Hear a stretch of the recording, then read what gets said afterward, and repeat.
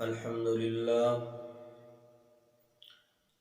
لله وكفى وسلام على عباده الذين اصطفى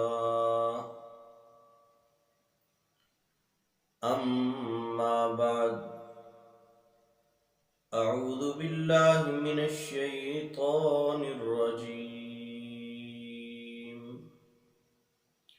بسم الله الرحمن الرحيم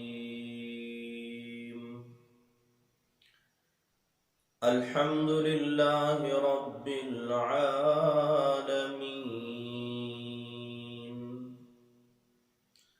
الرحمن الرحيم مالك يوم الدين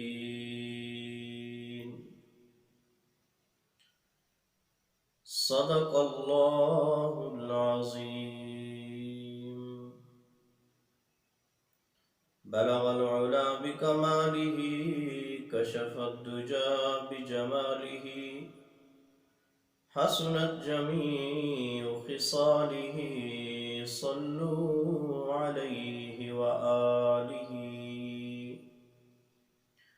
عمل سے زندگی بنتی ہے جنت بھی جہنم بھی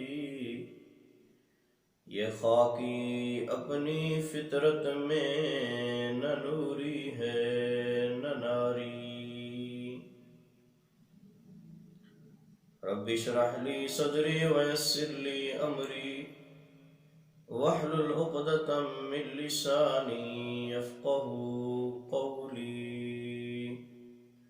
رب زدنی علما رب زدنی علما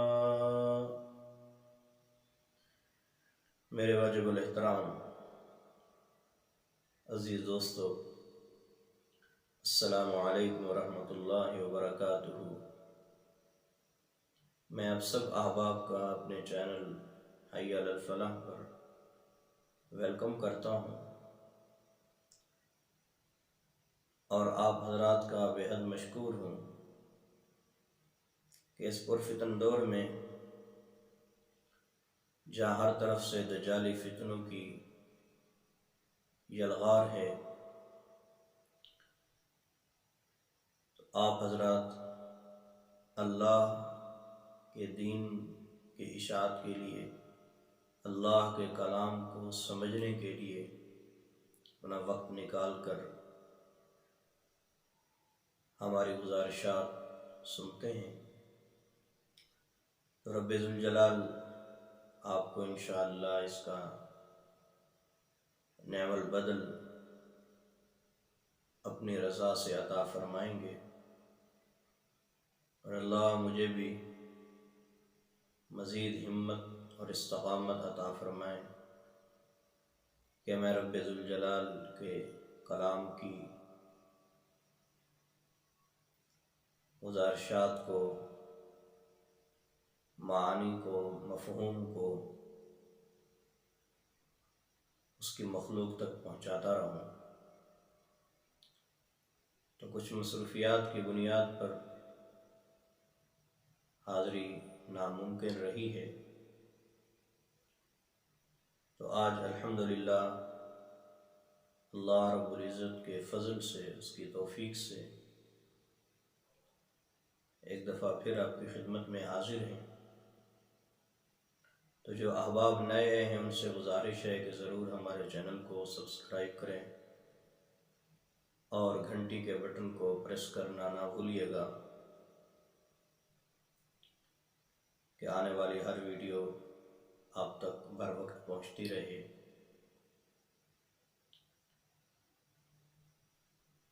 آج کی ہماری جو گزارشات ہیں سورہ فاتحہ کی ابتدائی آیات ہیں۔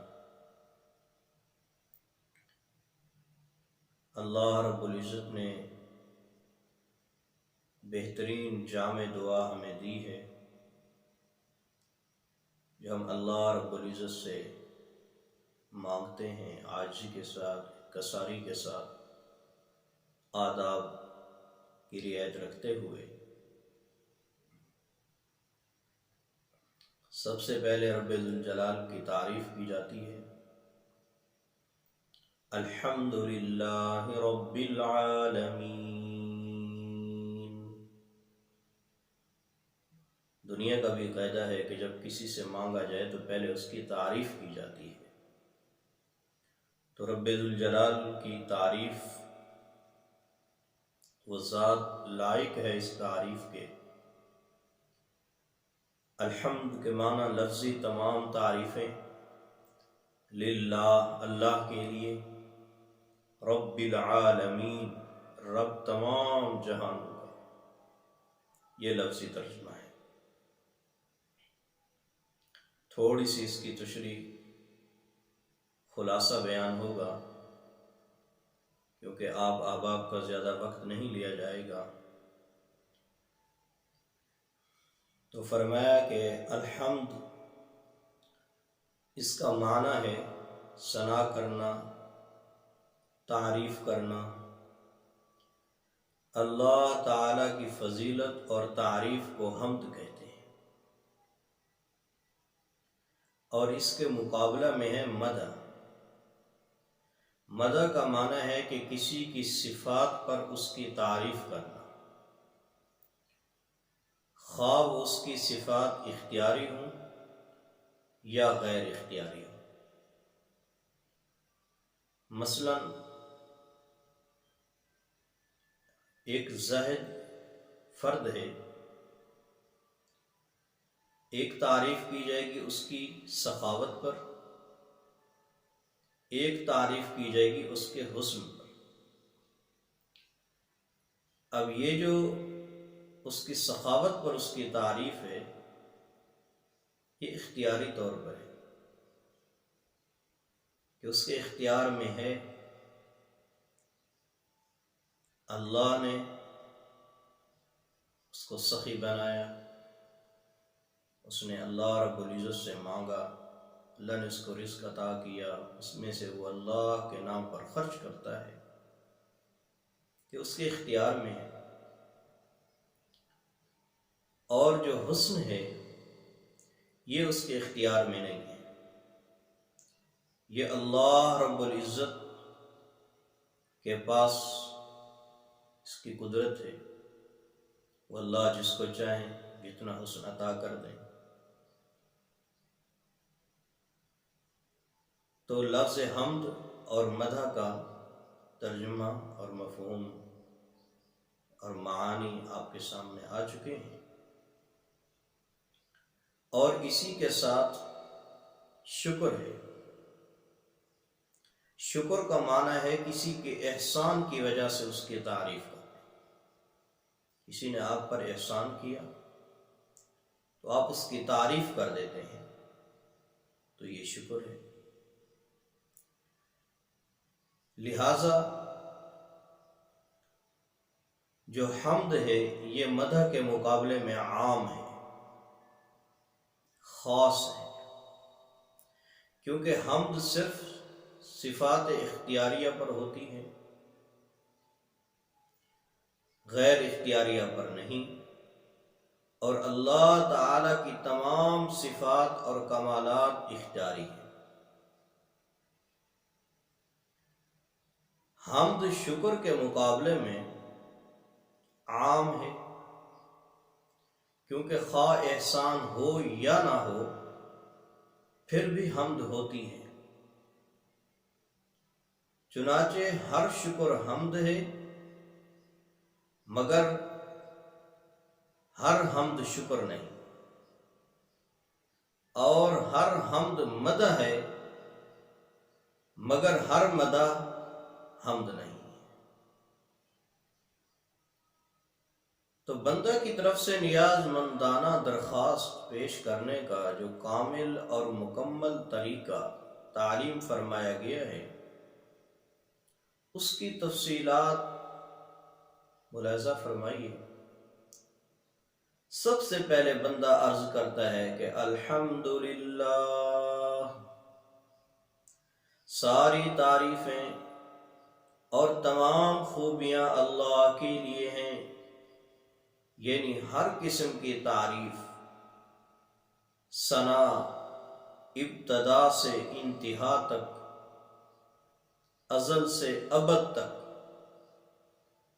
جہاں کہیں جب کبھی اور جس طور پر ہو یا ہو سکتی ہو، حقیقت میں اللہ تعالی ہی کے لیے مخصوص ہے، اور ہر حمد اور ثنا کی مستحق اللہ تعالی ہی کی ذات ہے کہ ہر خوبی بدرجہ کمال اس کے اندر موجود ہے۔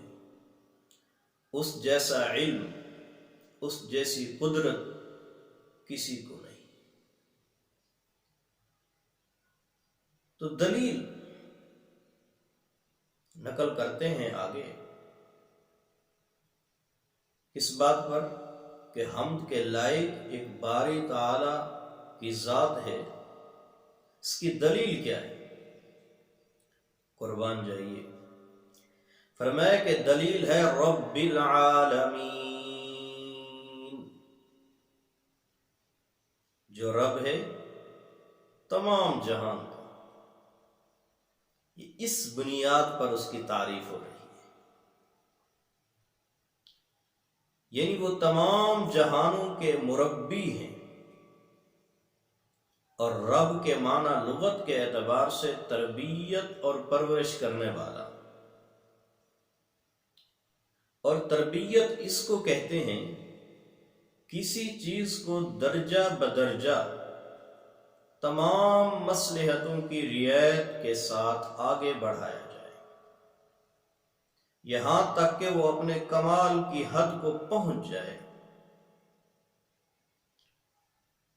اور لفظ رب یہ اللہ تعالی کے صفاتی ناموں میں سے ایک مشہور اور اہم نام ہے۔ لفظ اللہ اور رحمان کی طرح صرف رب قدوس کی ذات کے لیے استعمال کیا جاتا ہے۔ آگے لفظ عالمین جمع ہے عالم کی، یعنی اللہ تعالی کے سوا ہر شے کو عالم کہتے ہیں، جس میں دنیا کی تمام جنس، مثلا انسان، فرشتے، جنات، حیوانات، نباتات، جمادات، سورج، چاند، ساری کی ساری چیزیں اس کے اندر شامل ہیں۔ تو اس طرح رب العالمین کے معنی یہ ہوئے کہ اللہ تعالی کائنات کی تمام جنسوں کی تربیت کرنے والے ہیں، یعنی انسان کی بھی تربیت ہو رہی ہے، جنات کی بھی تربیت ہو رہی ہے، فرشتوں کی بھی تربیت ہو رہی ہے، اور حیوانوں کی بھی تربیت۔ انسان کو پھر بھی عقل بھی دیا ہے، شعور بھی دیا ہے۔ اس کے مقابلے میں اگر حیوان کو دیکھا جائے تو اس کو کس نے یہ تعلیم دی کہ وہ اپنے بچوں سے کیسے پیار کرتی ہیں،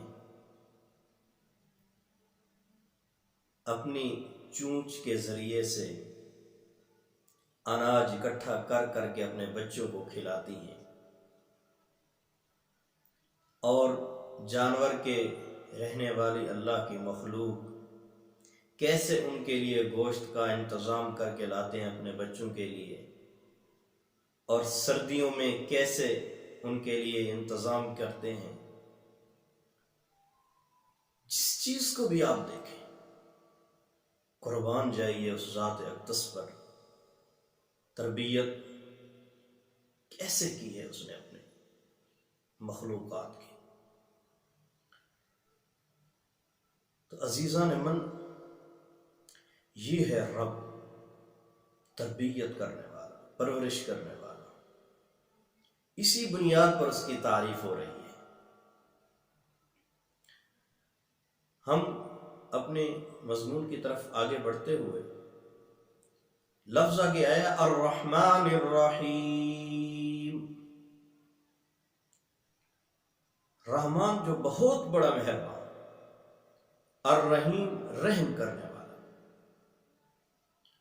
یہ دونوں لفظ حق تعالیٰ کے اسماء حسنہ میں سے ہیں، جن میں صفت رحمت کا ذکر کیا گیا، اور یہ دونوں صیغے مبالغہ کے ہیں، جن میں رحمت الہی کی وسعت اور کثرت کا بیان ہے۔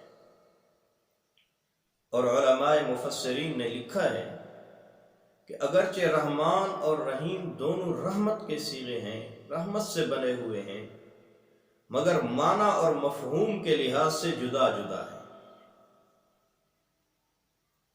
رحمان میں شان، کرم، رحم کا عموم ہے، اس لیے رحمان کی رحمت کا محل کافر بھی ہے، مومن بھی ہے، نیک بھی ہے، بد بھی ہے، صالح بھی ہے، فاسق بھی ہے، اچھا بھی ہے، برا بھی ہے۔ اس لیے اس کی رحمت کا ظہور اسی دنیا میں ہو رہا ہے۔ رحمان سب کو رزق پہنچا رہا ہے، کسی کا رزق بند نہیں کیا۔ جو مانتے ہیں ان کو بھی دے رہا ہے، جو نافرمان ہیں ان کو بھی دے رہا ہے۔ چھوٹا سا ایک واقعہ اس کے ساتھ ایڈ کرتا ہوں۔ سیدنا ابراہیم علیہ السلام مہمان نواز تھے، جب تک کوئی مہمان نہ آتا وہ کھانا نہ کھاتے۔ تو ایک دن مہمان نہیں آیا، کھانے کا وقت تھا، تو مہمان کی تلاش میں نکلے۔ تو ایک راہگیر کو دیکھا اور اس کو بلایا۔ جیسے وہ دسترخوان پر بیٹھا تو اس نے کھانا شروع کر دیا۔ تو سیدنا ابراہیم علیہ السلام فرماتے ہیں کہ آپ نے اللہ کا نام کیوں نہیں لیا، یعنی بسم اللہ الرحمن الرحیم کیوں نہیں پڑھا؟ اس کا آگے سے کیا جواب تھا؟ جب میں اس کو مانتا ہی نہیں ہوں پھر اس کا نام کیوں لوں؟ فرمایا اچھا، پھر ہمارے دسترخوان سے اٹھ جائیے، یہاں کوئی ضرورت نہیں ہے۔ حضرت نے اس کو اٹھا دیا اور رب ذوالجلال کی طرف سے حضرت جبریل علیہ السلام حاضر ہو گئے۔ فرمایا کہ اے میرے خلیل ابراہیم، اس نے آج آپ کی بات نہیں مانی اور آپ نے اس کو دسترخوان سے اٹھا دیا، کھانا نہیں کھلایا۔ میرا تو کب سے نافرمان تھا، میں نے تو اس کا کھانا بند نہیں کیا۔ یہ ہے رحمان۔ دنیا کے اندر بھی، کفار پر بھی کرم کا معاملہ ہو رہا ہے۔ اور اسی کے ساتھ فرمایا کہ نفع رسانی کے دروازے سب کے لیے کھلے، کسی کے لیے بند نہیں ہوئے۔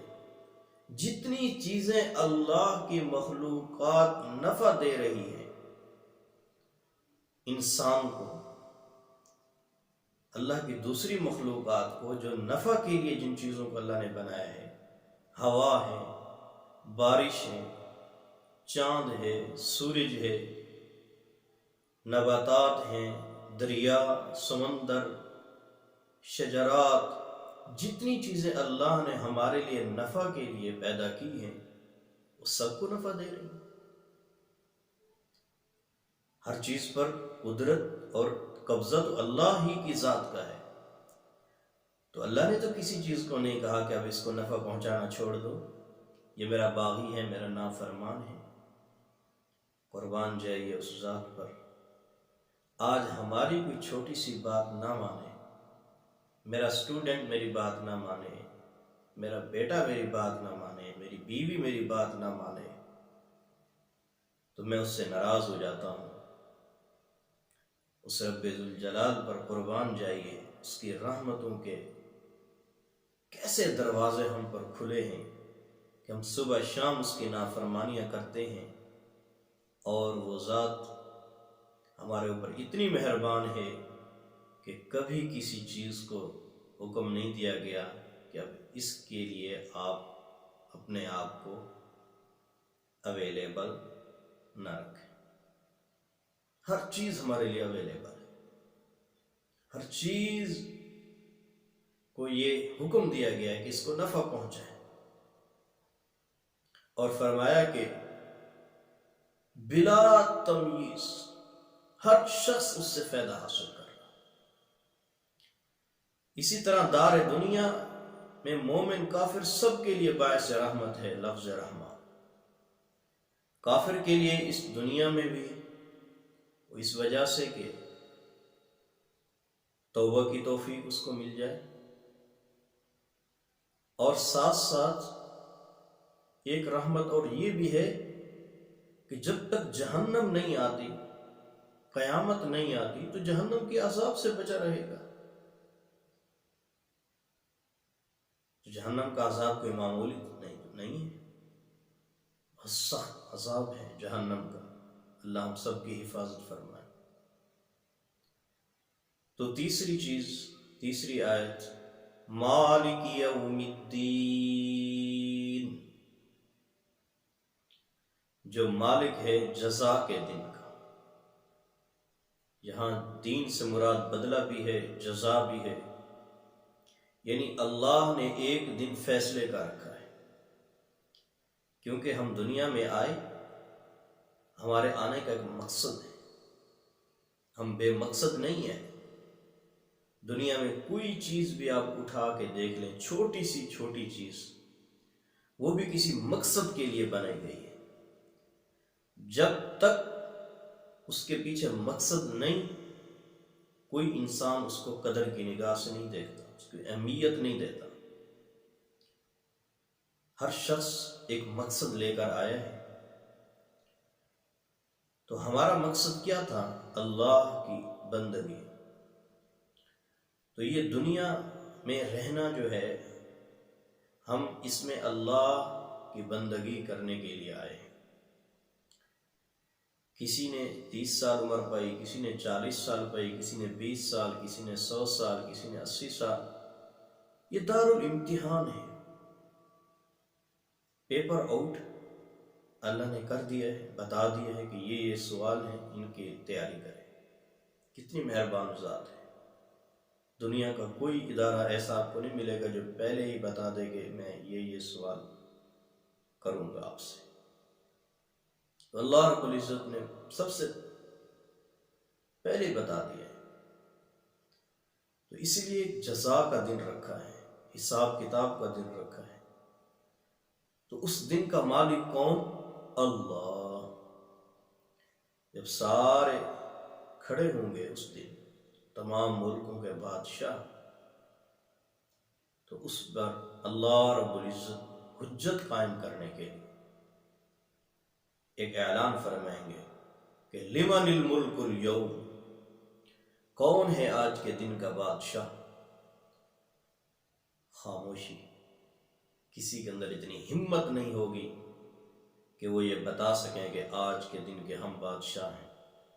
جرت کسی کی نہیں ہوگی، خود رب ذوالجلال کی طرف سے جواب آئے گا، للہ الواحد القہار، آج اس اکیلے اللہ واحد لا شریک کی بادشاہت ہے۔ تو مالک یوم الدین، جو جزا کے دن کا مالک ہے، بدلے کے دن کا مالک ہے، اس اللہ کے پاس جانا ہے۔ تو اس اللہ کے پاس جانے سے پہلے ہم نے تیاری کرنی ہے۔ قرآن مجید اس نے ہمیں عطا کیا، آپ علیہ السلام کے صدقے سے، آپ کے وسیلے سے ہم تک پہنچا۔ اس کی تلاوت بھی خوب کیا کریں، اور اس کے معانی کو سمجھ کر اپنی زندگیوں کا رخ بدلیں۔ تو جو میری گزارشات ہیں،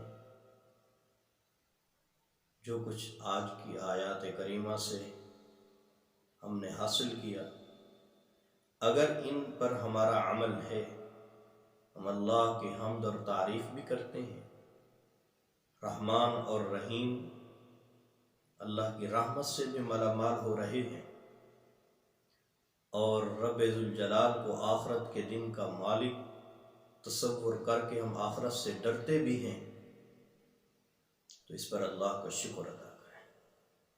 اگر کمزوری ہے کہیں پر پھر توبہ استغفار کا دروازہ کھلا ہوا ہے، اور توبہ استغفار کریں اور اپنی زندگیوں کے رخ بدلیں۔